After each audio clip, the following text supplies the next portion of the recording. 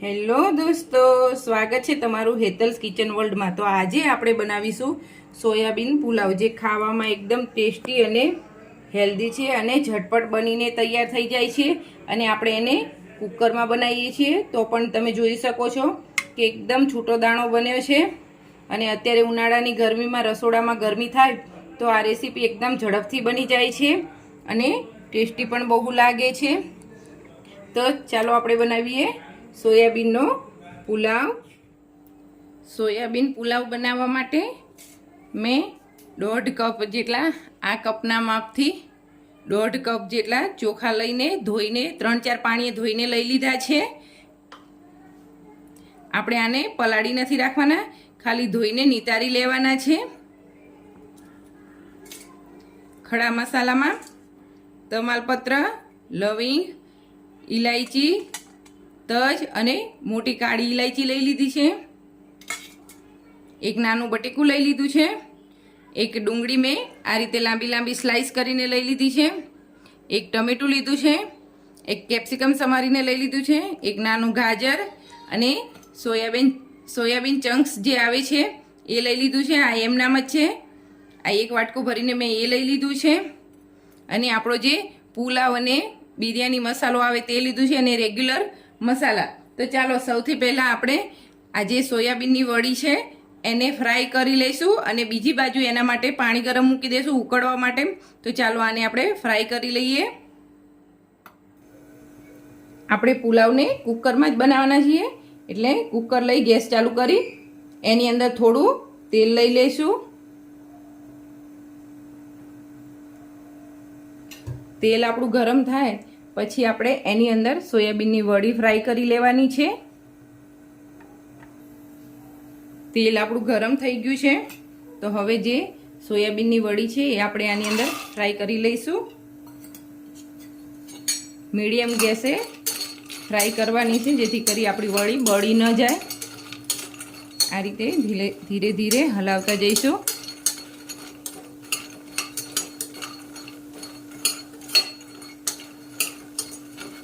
ઝડપથી આ વડી આપણી ફ્રાય થઈ જાય છે, 1 મિનિટ પણ લાગતી નથી। અને આ રીતે ફ્રાય કરીને લેવાથી એનો ટેસ્ટ પણ સારો આવે છે। એટલે આપ જોઈ શકો છો કે આપણી વડી બ્રાઉન થવા લાગી છે। તો આ રીતે આપણે વડીને ફ્રાય કરી લઈશું। તો આપ જોઈ શકો છો કે આપણી વડી ફ્રાય થઈ ગઈ છે। તો હવે હું ગેસ બંધ કરી દઈશ અને આપણી વડી છે એ હું વાટકામાં કાઢી લઈશ તેલ નિતારીને। આ રીતે બધી વડીને આપણે કાઢી લેવાની છે। તો આપ જોઈ શકો છો કે આપણી બધી જ વડી ફ્રાય થઈ ગઈ છે અને મેં એક બાઉલમાં કાઢી લીધી છે। તો આપણી જે વડી ફ્રાય કરીને રાખેલી છે એ આ પાણીમાં, ઉકળતા પાણીમાં મેં મીઠું નાખી દીધું છે। એ પાણીમાં આપણે વડી એડ કરી દઈશું। એને હલાવી અને આપણે ગેસ બંધ કરી દેવાનો છે। અને જ્યાં સુધી આપણે પુલાવનો વઘાર કરશું ત્યાં સુધી આપણે આને પાણીની અંદર જ રહેવા દેવાની છે। આપણે પુલાવ બનાવવા માટે જે તેલમાં આપણે વડી તળી હતી એમાં તેલ બચ્યું છે, તો એ તેલથી જ આપણે વઘાર કરી લઈશું। તો સૌથી પહેલાં એક તમાલપત્ર છે એના ટુકડા કરી નાખી દઈશું। 2 ઇલાયચી, 4 થી 5 નંગ લવિંગ, 2 તજના ટુકડા અને એક મોટી ઇલાયચી એડ કરીશું। એક અડધી ચમચી જીરું એડ કરવાનું છે। એને સરખી રીતે હલાવી દઈશું। તો આપણું લવિંગ ને ફૂટી ગયું છે, તો સૌથી પહેલાં હું એની અંદર ડુંગળી એડ કરીશ। ડુંગળી એડ કરીને તેને સાંતળવાની છે, ધીમા ગેસે સાંતળવાની। જો તમને આ રીતે સ્લાઈસ ના પસંદ હોય તો તમે એકદમ ઝીણી ઝીણી સમારીને પણ લઈ શકો છો। સરખી રીતે એને સાંતળી લઈશું। આપણી ડુંગળી ધીરે ધીરે હવે બ્રાઉન થવા લાગી છે, અત્યારે ટ્રાન્સપરન્ટ થઈ ગઈ છે. તો હવે આ ટાઈમે આપણે આની અંદર હિંગ એડ કરી દઈશું. હિંગ વઘારમાં એડ નથી કરવાની, બળી ના જાય એટલા માટે. અને આદુ તથા લસણની પેસ્ટ એડ કરીશું. સરખી રીતે મિક્સ કરી દઈશું. 2 થી 4 સેકન્ડ માટે એને શેકાવા દઈશું. પછી આ ટાઈમે આપણે એક બટેકું સુધારીને રાખ્યું છે એ એડ કરી દઈશું.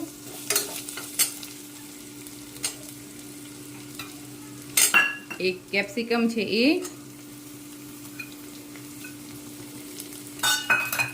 એક નાનું ગાજર હતું એ એડ કરી દેવાનું છે. અને સરખી રીતે આપણે એને મિક્સ કરી દઈશું.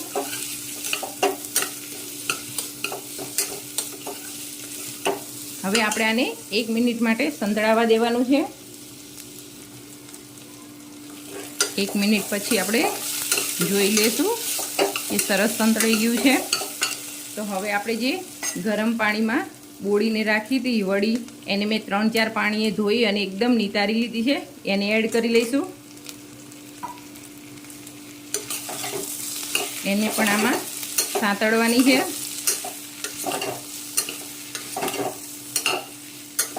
વડીને પણ આપણે 1 મિનિટ માટે સાંતળી લઈશું.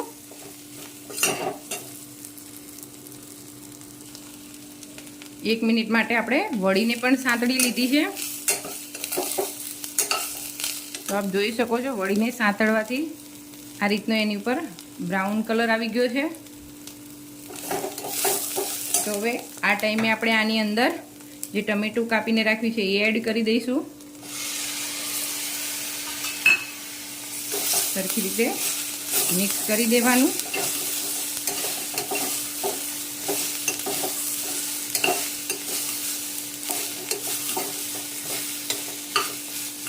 આની અંદર થોડું મીઠું એડ કરી દઈશું, વધારે એડ નથી કરવાનું, થોડું જ એડ કરીશું જેથી કરી આપણા ટમેટા સોફ્ટ થઈ જાય. અને મિક્સ કરી દઈશું.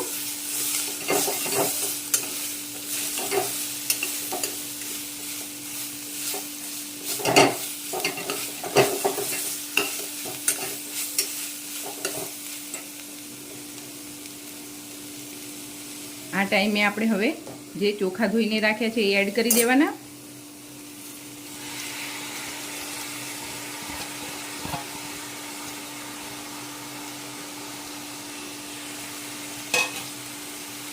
અને સરખી રીતે મિક્સ કરી દઈશું. બહુ જોરથી હલાવવાનું નથી જેથી કરી આપણા ચોખા તૂટી જાય. હવે આપણે આની અંદર બધા મસાલા એડ કરી દઈશું. મસાલામાં થોડી હળદર એડ કરીશું, અડધી ચમચી જેટલી. 1 ચમચી ધાણા જીરું પાવડર, 1 ચમચી કાશ્મીરી મરચું અને થોડું તીખું મરચું. જો તમારે તીખું મરચું વધારે એડ કરવું હોય તો કરી શકાય છે. અને 1 ચમચી આપણો જે બિરયાની પુલાવ મસાલો છે એ એડ કરીશું. અને સરખી રીતે મિક્સ કરી દઈશું.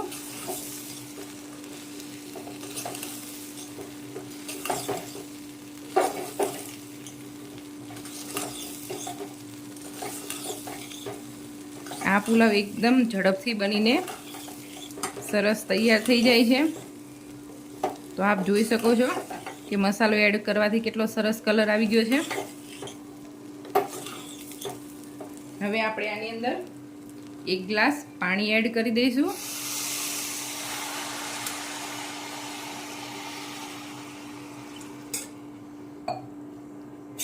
અને સરખું મિક્સ કરી દઈશું. હજુ બીજો 1 ગ્લાસ પાણીની જરૂર પડશે તો આપણે બીજો પાણીનો ગ્લાસ એડ કરી દઈએ.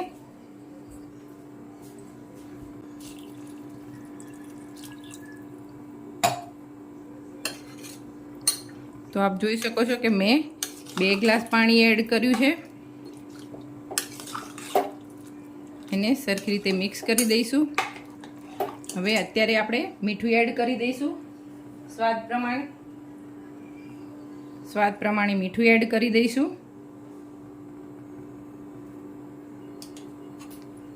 સરખી રીતે મિક્સ કરી દેવાનું છે અને મીઠું તમારે ટેસ્ટ કરી લેવાનું. જો ઓછું લાગે તો એડ કરી દેવાનું, કારણ કે આમાં જો તમને વધારે મીઠું લાગતું હોય તો ભાત બન્યા પછી ઓછું થઈ જાય છે. એટલે સહેજ ચડિયાતું મીઠું રાખવાનું.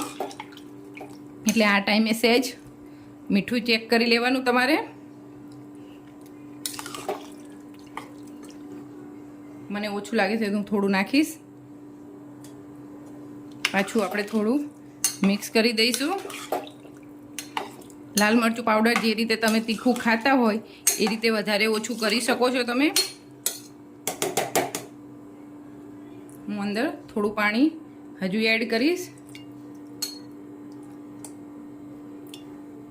આમાં વધારે પછી પાણી નહીં નાખવાનું, નહીંતર ભાત એકદમ પોચા થઈ જશે, છૂટો દાણો નહીં થાય. તો આપ જોઈ શકો છો કે મેં કઈ રીતનું પાણી લીધું છે. આ વડી ઉપર દેખાય છે અને ભાતને એવું બધું દેખાય છે એ રીતનું જ પાણી લીધું છે. હવે આને એક ઉભરો આવવા દઈશું.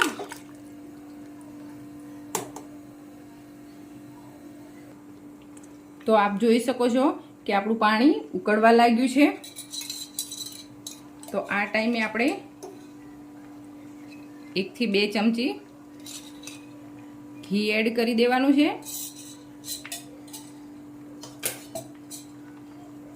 એને ફરીથી સરખી રીતે મિક્સ કરી દઈશું. ઘી એડ કરવાથી આપણા ભાત એકદમ પુલાવ છૂટો છૂટો બનશે.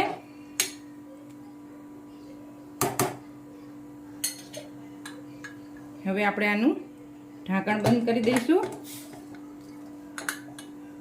ઢાંકણ બંધ કરી આપણે મીડિયમ ટુ સ્લો ગેસ ઉપર એક જ વિસલ વગાડવાની છે. તો આપણે હવે એની એક વિસલ વગાડી લઈશું. એની જાતે જ હવે ઠંડુ થઈ ગયું છે. તો હવે આપણે એને ખોલી લઈશું.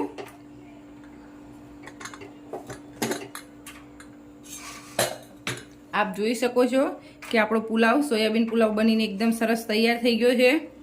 એકદમ બિરયાની જેવો જ લાગે છે. અને જોઈ શકો છો કે એક એક દાણો છૂટો બન્યો છે. તો આ રીતે તમે કુકરમાં બનાવશો તો ઝટપટ બની જશે અને ટેસ્ટ પણ સારો આવશે. તો ચાલો હવે આપણે એને સર્વ કરી લઈએ.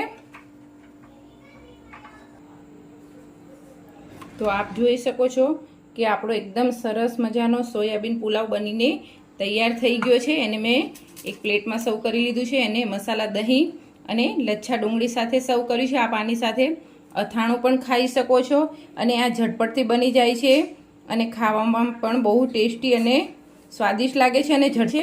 અને જો તમને મારી આ રેસીપી પસંદ આવી હોય તો મારી ચેનલને લાઇક કરજો, શેર કરજો અને સબસ્ક્રાઈબ કરજો. અને બાજુમાં આવેલા બેલ આઇકનને ક્લિક કરજો, જેથી કરી મારા આવનારા હર નવા વિડીયોનું નોટિફિકેશન આપને મળતું રહે. અને આપ ઘરે એક વખત જરૂરથી આ રેસીપી ટ્રાય કરજો. એકદમ થેન્ક યુ.